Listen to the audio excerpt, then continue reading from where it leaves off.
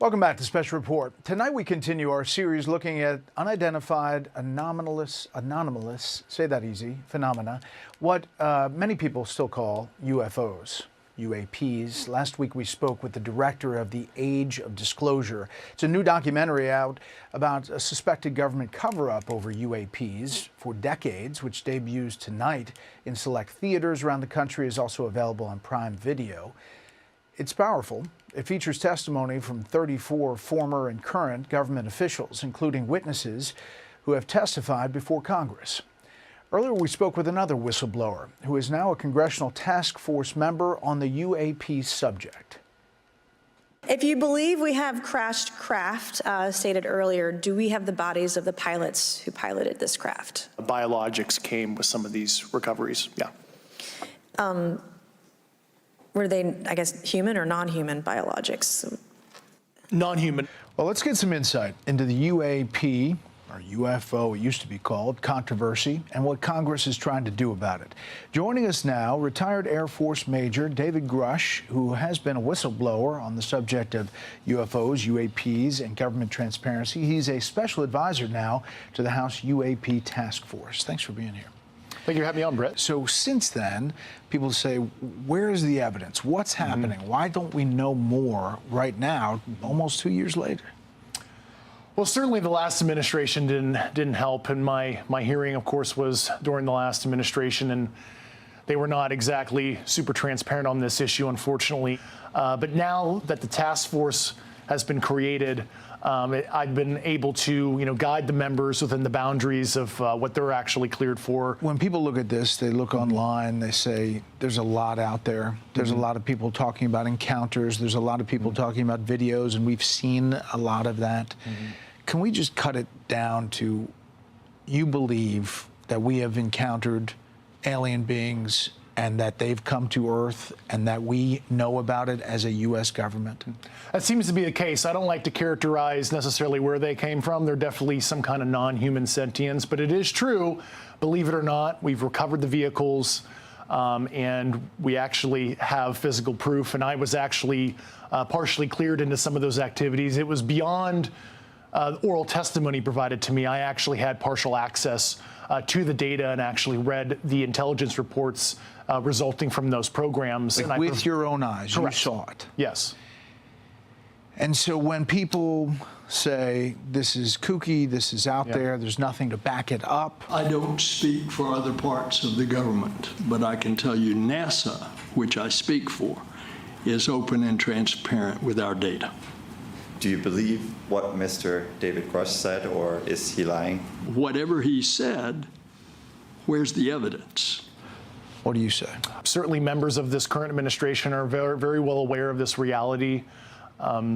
Certainly the current president is very knowledgeable on this subject, and I trust his leadership on it, and I think he's assembled an A-team cabinet, and I really believe if Trump wants to be the greatest president and the most consequential leader likely in world history, he certainly has the knowledge, the capabilities, and understanding of some of these sensitive government transparency issues. I have access, and I speak to people about it. I've had actually meetings on it. People that are very smart and very solid have said they believe there is something out there. And, it makes sense that there could be. I've never been convinced, even despite that. I just, for some reason, it's not my thing. So you think, one, he knows, and two, he's open to transparency on UAPs? He certainly is very well informed on this issue. Leave it at that. I don't want to get ahead of what the president might want to reveal personally. There's been a role to cover this up, you're saying, through administrations. And there have been people who have been threatened and told not to testify? I was physically threatened even before I sent in my Intelligence Community Inspector General report under the previous administration. I actually had to go and seek legal protection that way because I was, literally in fear both professionally and in my personal life. And when you mentioned in that testimony of recovering the pilots or remains non-human, that's something that you saw as far as the intelligence with your eyes? Yes. And it is a very uncomfortable, even for me now, as somebody who's seen it, experienced it, even talking about it, because it's so outside a normal person's worldview to understand that there is this biological sentients that have piloted these crafts that don't necessarily look 100% like you and I. Were there pictures? Were there? There were, yes, there were. When I said from another planet or from outer space, you said we don't know where they're from. Is it interdimensional? What are we talking about? I've talked to a lot of, I'll call graybeards on the program. That is a subject of hot debate on origin. As a guy trained in physics formally as well in my background, I leave an open mind on what the origin is. Certainly, there is the extraterrestrial hypothesis, and they could be coming from elsewhere off Earth, but I don't usually go there because I did not see that data, and I'm not conversant in the high confidence theories that the U.S. government had. I'm not aware of any remains that the department has of any signs of extraterrestrial beings or activity or technology. You say we, the U.S. government knows, but there are many other governments around the world. Do they know? They have their own programs, and like I said 2.5 years ago, we have been in arms race with our peer competitors, namely Russia and China, and they have their own programs in this regard. And I was actually able to view a body of intelligence that discussed adversarial programs, and I'll leave it at that. We've recovered things, you say, bodies and physical remains. Was there a sense that the motive of how they got here, what they were doing, was it peaceful, not peaceful?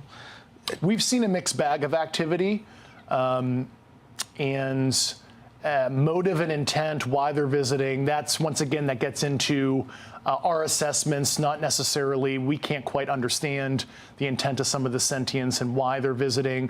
Could it be because we have interesting genetic material on Earth?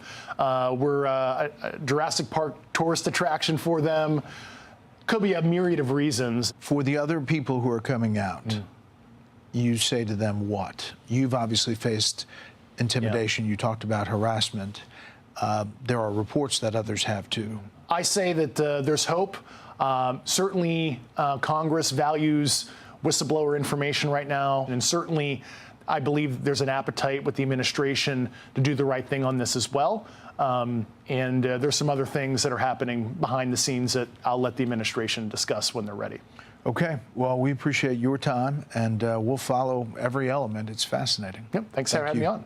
Hey, Sean Hannity here. Hey, click here to subscribe to Fox News YouTube page and catch our hottest interviews and most compelling analysis. You will not get it anywhere else.